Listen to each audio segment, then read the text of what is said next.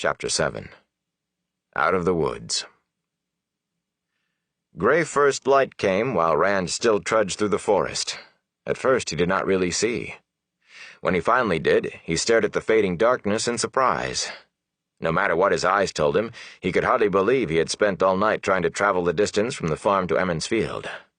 Of course, the quarry road by day, rocks and all, was a far cry from the woods by night.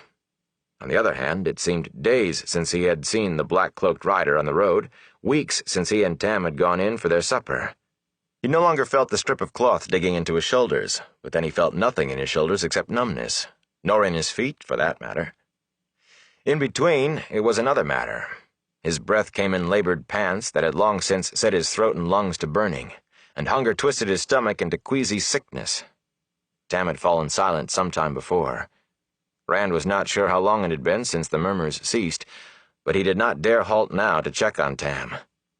If he stopped, he would never be able to force himself to start out again. Anyway, whatever Tam's condition, he could do nothing beyond what he was doing. The only hope lay ahead in the village. He tried wearily to increase his pace, but his wooden legs continued their slow plod. He barely even noticed the cold or the wind. Vaguely he caught the smell of wood smoke. At least he was almost there if he could smell the village chimneys. A tired smile had only begun on his face, though, when it turned to a frown. Smoke lay heavy in the air. Too heavy. With the weather, a fire might well be blazing away on every hearth in the village, but the smoke was still too strong. In his mind he saw again the Trollocs on the road. Trollocs coming from the east, from the direction of Emmons Field. He peered ahead, trying to make out the first houses, and ready to shout for help at the first sight of anyone, even Sen Bowie or one of the Coplans. A small voice in the back of his head told him to hope someone there could still give help. Suddenly a house became visible through the last bare-branched trees, and it was all he could do to keep his feet moving. Hope turning to sharp despair, he staggered into the village. Charred piles of rubble stood in the places of half the houses of Emmons Field. Soot-coated brick chimneys thrust like dirty fingers from heaps of blackened timbers. Thin wisps of smoke still rose from the ruins.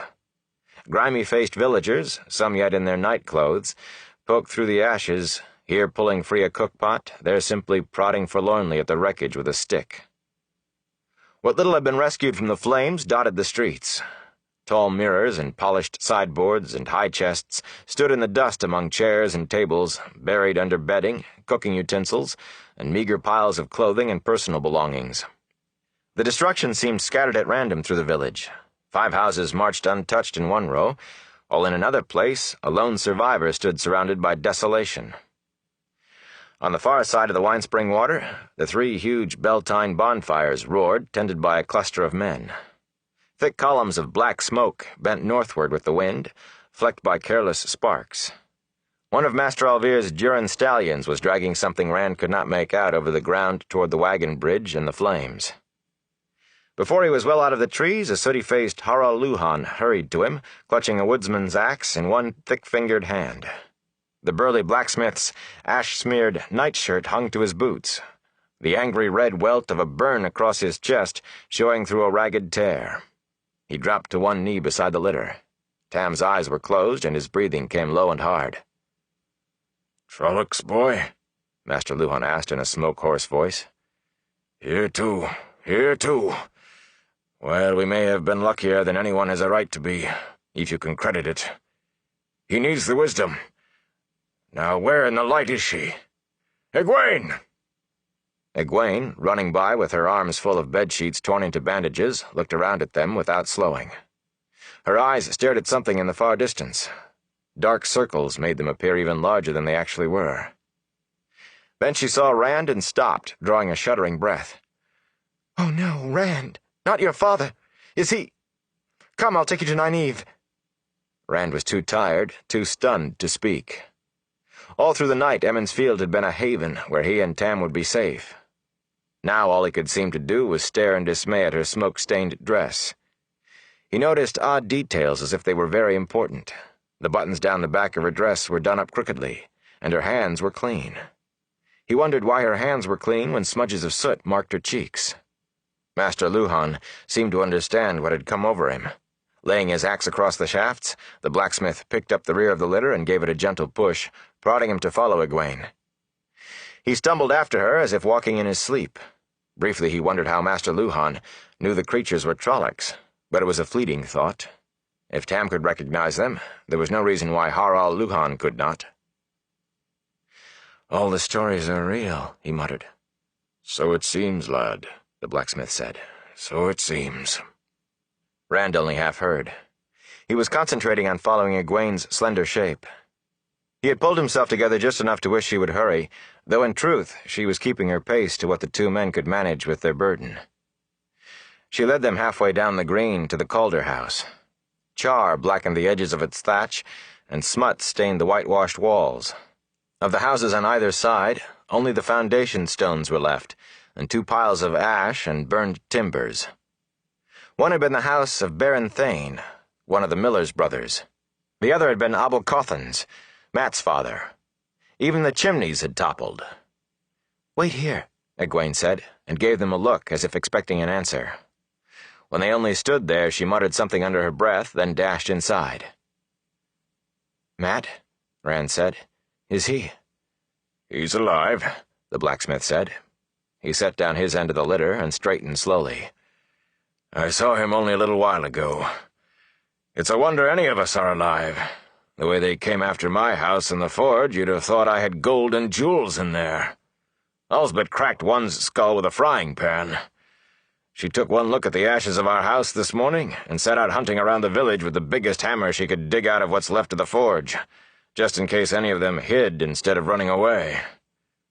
I could almost pity the thing if she finds one." He nodded to the Calder house. "Mistress Calder and a few others took in some of those who were hurt, the ones with no home of their own still standing. When the Wisdoms seen Tam, we'll find him a bed. The inn, maybe. The mayor offered it already, but Nynaeve said the hurt folk would heal better if there weren't so many of them together." Rand sank to his knees. Shrugging out of his blanket harness, he wearily busied himself with checking Tam's covers. Tam never moved or made a sound, even when Rand's wooden hands jostled him. But he was still breathing, at least. My father. The other was just the fever talking. "What if they come back?" he said dully. "The wheel weaves as the wheel wills," Master Luhhan said uneasily. "If they come back, well, they're gone now. So we pick up the pieces, build up what's been torn down." He sighed, his face going slack as he knuckled the small of his back. For the first time, Rand realized that the heavy-set man was as tired as he was himself, if not more so. The blacksmith looked at the village, shaking his head. "I don't suppose today will be much of a Beltane, but we'll make it through. We always have." Abruptly, he took up his axe, and his face firmed. "There's work waiting for me. Don't you worry, lad. The Wisdom will take good care of him, and the light will take care of us all. And if the light doesn't, well, we'll just take care of ourselves. Remember, we're Two Rivers folk." Still on his knees, Rand looked at the village as the blacksmith walked away. Really looked for the first time.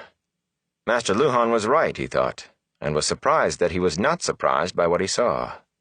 People still dug in the ruins of their homes, but even in the short time he had been there, more of them had begun to move with a sense of purpose. He could almost feel the growing determination. But, he wondered, they had seen Trollocs. Had they seen the black-cloaked rider? Had they felt his hatred? Nynaeve and Egwene appeared from the Calder house, and he sprang to his feet. Or rather, he tried to spring to his feet. It was more of a stumbling lurch that almost put him on his face in the dust. The Wisdom dropped to her knees beside the litter without giving him so much as a glance. Her face and dress were even dirtier than Egwene's, and the same dark circles lined her eyes, though her hands, too, were clean. She felt Tam's face and thumbed open his eyelids. With a frown, she pulled down the coverings and eased the bandage aside to look at the wound. Before Rand could see what lay underneath, she had replaced the wadded cloth. Sighing, she smoothed the blanket and cloak back up to Tam's neck with a gentle touch, as if tucking a child in for the night. "There's nothing I can do," she said. She had to put her hands on her knees to straighten up. "I'm sorry, Rand." For a moment he stood, not understanding, as she started back to the house, Then he scrambled after her and pulled her around to face him. "He's dying," he cried. "I know," she said simply, and he sagged with the matter-of-factness of it. "You have to do something. You have to. You're the wisdom." Pain twisted her face, but only for an instant. Then she was all hollow-eyed resolve again, her voice emotionless and firm. "Yes, I am. I know what I can do with my medicines, and I know when it's too late. Don't you think I would do something if I could? But I can't. I can't, Rand. And there are others who need me. People I can help." "I brought him to you as quickly as I could," he mumbled. Even with the village in ruins, there had been the wisdom for hope. With that gone, he was empty. "I know you did," she said gently. She touched his cheek with her hand. "It isn't your fault. You did the best anyone could. I am sorry, Rand, but I have others to tend to. Our troubles are just beginning, I'm afraid." Vacantly, he stared after her until the door of the house closed behind her. He could not make any thought come except that she would not help. Suddenly he was knocked back a step as Egwene cannoned into him, throwing her arms around him. Her hug was hard enough to bring a grunt from him any other time. Now he only looked silently at the door behind which his hopes had vanished. "I'm so sorry, Rand," she said against his chest. "Light, I wish there was something I could do." Numbly, he put his arms around her. "I know. I have to do something, Egwene. I don't know what, but I can't just let him—" His voice broke, and she hugged him harder. "Egwene!" At Nynaeve's shout from the house, Egwene jumped. "Egwene, I need you. And wash your hands again." She pushed herself free from Rand's arms. "She needs my help, Rand." "Egwene!" He thought he heard a sob as she spun away from him. Then she was gone, and he was left alone beside the litter. For a moment he looked down at Tam, feeling nothing but hollow helplessness. Suddenly his face hardened. "The mayor will know what to do," he said, lifting the shafts once more. "The mayor will know." Bran al'Vir always knew what to do. With weary obstinacy, he set out for the Wine Spring Inn. Another of the Duran stallions passed him, its harness straps tied around the ankles of a big shape, draped with a dirty blanket. Arms covered with coarse hair dragged in the dirt behind the blanket, and one corner was pushed up to reveal a goat's horn.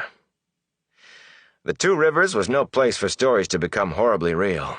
If Trollocs belonged anywhere, it was in the world outside, for places where they had Aes Sedai and false dragons, and the light alone knew what else come to life out of the tales of Gleeman. Not the Two Rivers, not Emond's Field. As he made his way down the green, people called to him, some from the ruins of their homes, asking if they could help.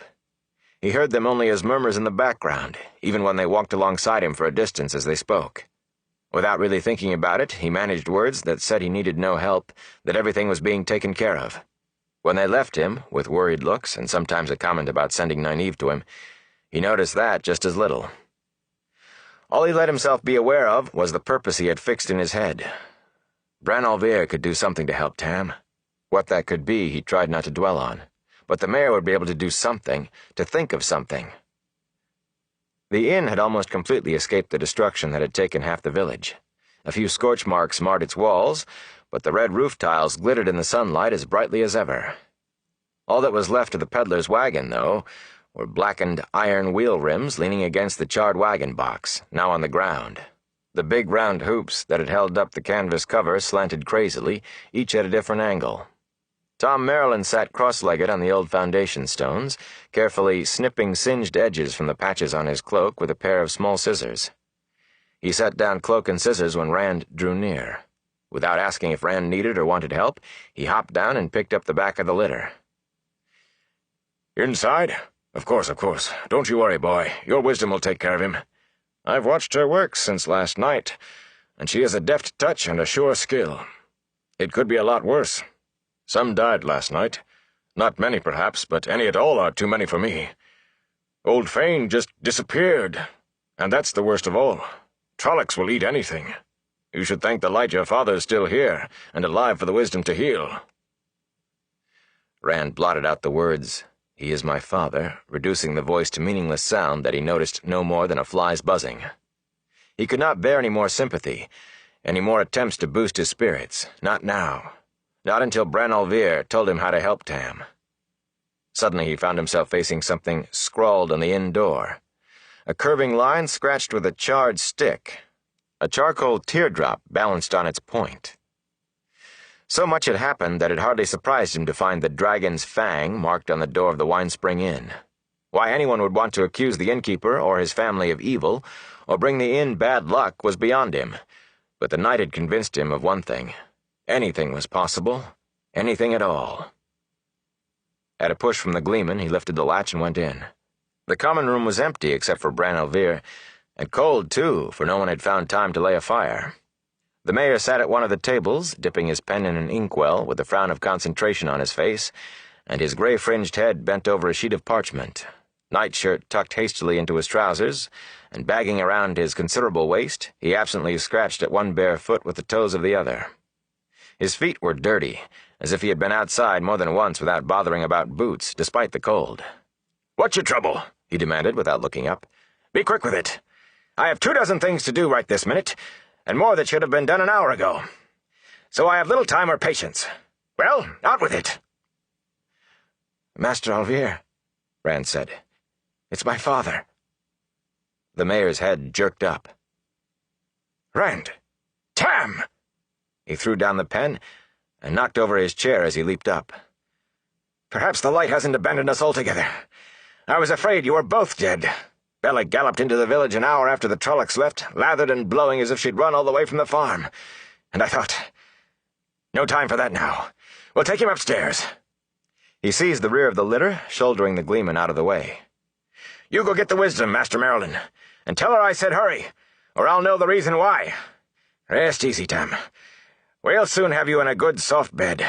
Go, Gleeman, go!" Tom Merlin vanished through the doorway before Rand could speak. "Nynaeve wouldn't do anything. She said she couldn't help him. I hoped you'd think of something." Master Al'Vir looked at Tam more sharply, then shook his head. "We'll see, boy. We'll see." But he no longer sounded confident. "Let's get him into a bed. He can rest easy, at least."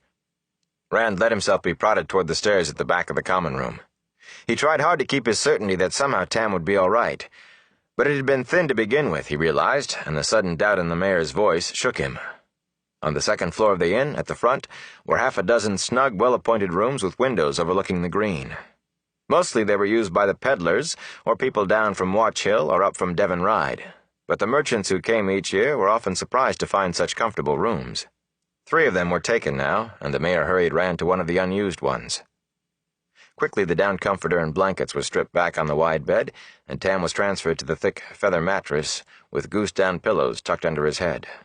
He made no sound beyond hoarse breathing as he was moved, not even a groan, but the mayor brushed away Rand's concern, telling him to set a fire to take the chill off the room.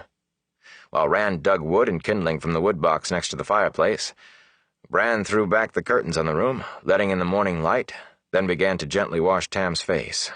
By the time the Gleeman returned, the blaze on the hearth was warming the room. "She will not come," Tom Merlin announced as he stalked into the room. He glared at Rand, his bushy white brows drawing down sharply. "You didn't tell me she had seen him already. She almost took my head off." I don't know, maybe the mayor could do something, could make her see." Hands clenched in anxious fists, Rand turned from the fireplace to Bran. "Master Al'Vir, what can I do?" The rotund man shook his head helplessly.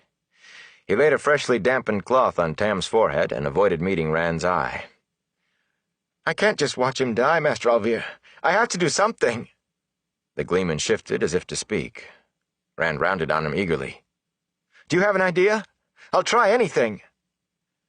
"I was just wondering," Tom said, tamping his long-stemmed pipe with his thumb, "if the mayor knew who scrawled the Dragon's Fang on his door." He peered into the bowl, then looked at Tam and replaced the unlit pipe between his teeth with a sigh. "Someone seems not to like him anymore. Or maybe it's his guests they don't like." Rand gave him a disgusted look and turned away to stare into the fire. His thoughts danced like the flames, and like the flames, they concentrated fixedly on one thing. He would not give up. He could not just stand there and watch Tam die. "My father," he thought fiercely. "My father." Once the fever was gone, that could be cleared up as well. But the fever first. Only how? Branwell Veer's mouth tightened as he looked at Rand's back, and the glare he directed at the Gleeman would have given a bear pause, but Tom just waited expectantly, as if he had not noticed it. "It's probably the work of one of the Congers or a Coplin," the mayor said finally, "though the light alone knows which. They're a large brood, and if there's ill to be said of someone, or even if there isn't, they'll say it. They make Sen Bui sound honey-tongued." "That wagon load who came in just before dawn?" the Gleeman asked. "They hadn't so much as smelled a Trolloc, and all they wanted to know was when festival was going to start, as if they couldn't see half the village in ashes." Master Alvear nodded grimly. "One branch of the family, but none of them are very different. That fool Darl Coplin spent half the night demanding I put Mistress Moraine and the Master Lan out of the inn, out of the village, as if there would be any village at all left without them." Rand had only half listened to the conversation, but this last tugged him to speak. What did they do? "Why, she called ball lightning out of the clear night sky," Master Alvear replied. "Sent it darting straight at the Trollocs. You've seen trees shattered by it. The Trollocs stood it no better." Moraine? Rand said incredulously, and the mayor nodded. "Mistress Moraine. And Master Lan was a whirlwind with that sword of his. His sword! The man himself is a weapon, and in 10 places at once, or so it seemed. Burned me, but I still wouldn't believe it if I couldn't step outside and see." He rubbed a hand over his bald head. "Winter night visits just beginning, our hands full of presents and honey cakes and our heads full of wine. Then the dogs snarling, and suddenly the 2 of them burst out of the inn, running through the village shouting about Trollocs. I thought they'd had too much wine. After all, Trollocs? Then, before anyone knew what was happening, those things were right in the streets with us, slashing at people with their swords, torching houses, howling to freeze a man's blood." He made a sound of disgust in his throat. "We just ran like chickens with a fox in the henyard till Master Lan put some backbone into us." "No need to be so hard," Tom said. "You did as well as anyone could. Not every Trolloc lying out there fell to the 2 of them." Yes, well," Master Alvear gave himself a shake. "It's still almost too much to believe. An Aes Sedai in Emond's Field, and Master Lan is a warder." An Aes Sedai? Rand whispered. She can't be. I talked to her. She isn't. She doesn't. "Did you think they wore signs?" the mayor said wryly. "Aes Sedai painted across their backs, and maybe, 'Danger, stay away'?" Suddenly he slapped his forehead. "Aes Sedai! I'm an old fool and losing my wits. There's a chance, Rand, if you're willing to take it. I can't tell you to do it, and I don't know if I'd have the nerve if it were me." "A chance?" Rand said. "I'll take any chance if it'll help." "Aes Sedai can heal, Rand. Burn me, lad, you've heard the stories.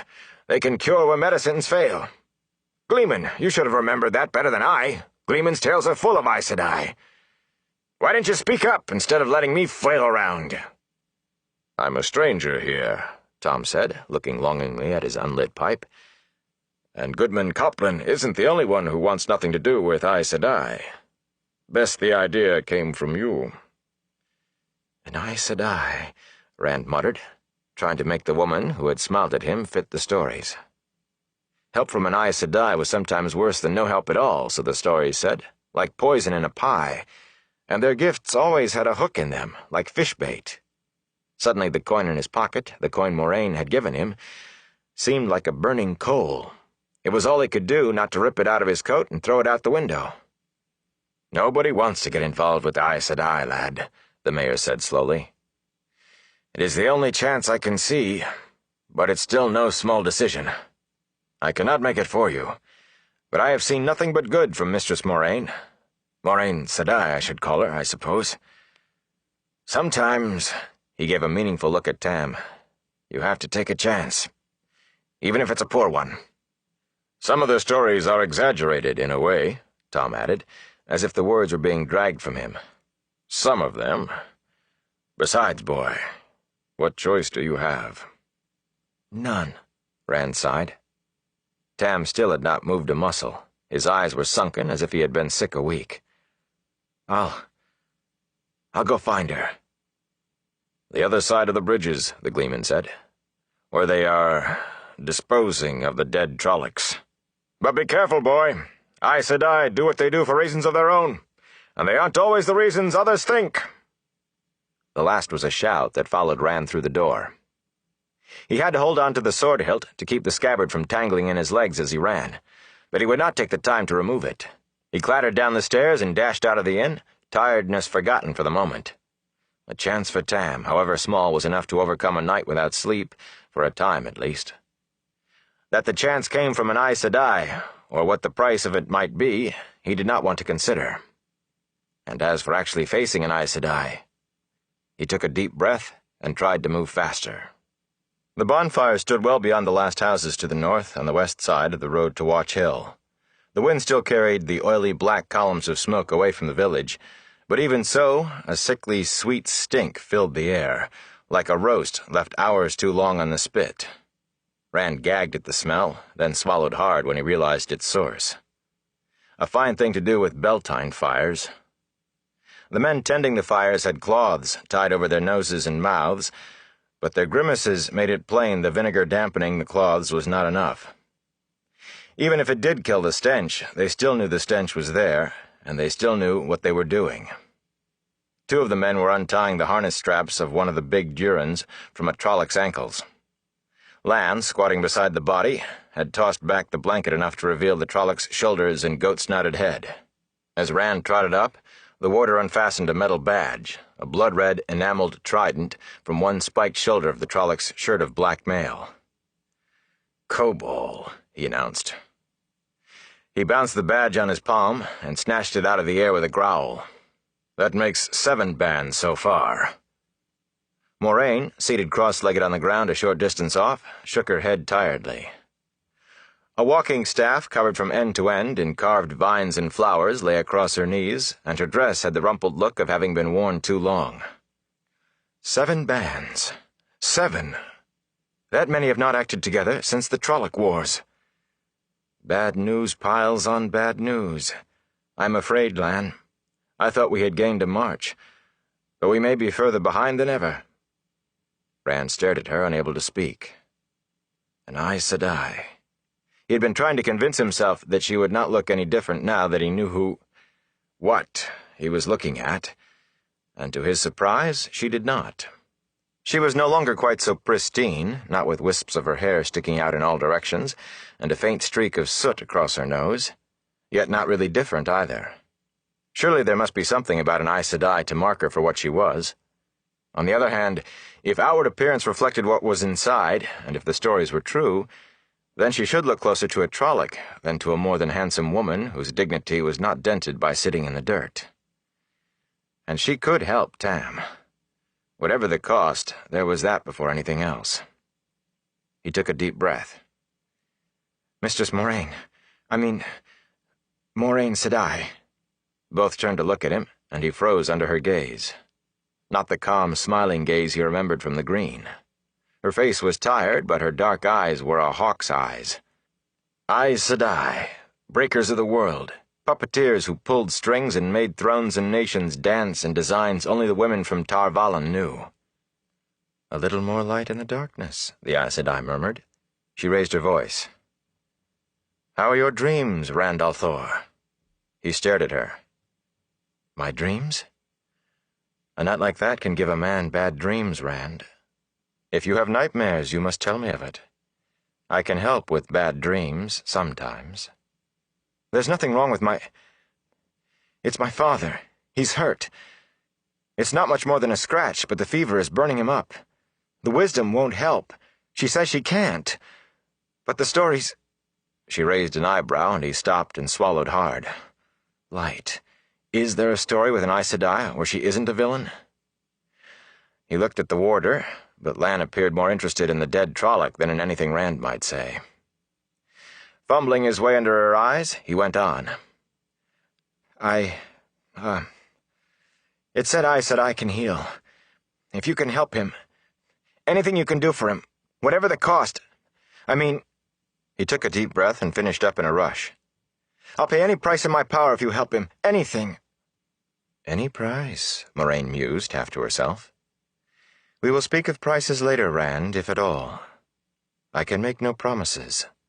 Your wisdom knows what she is about.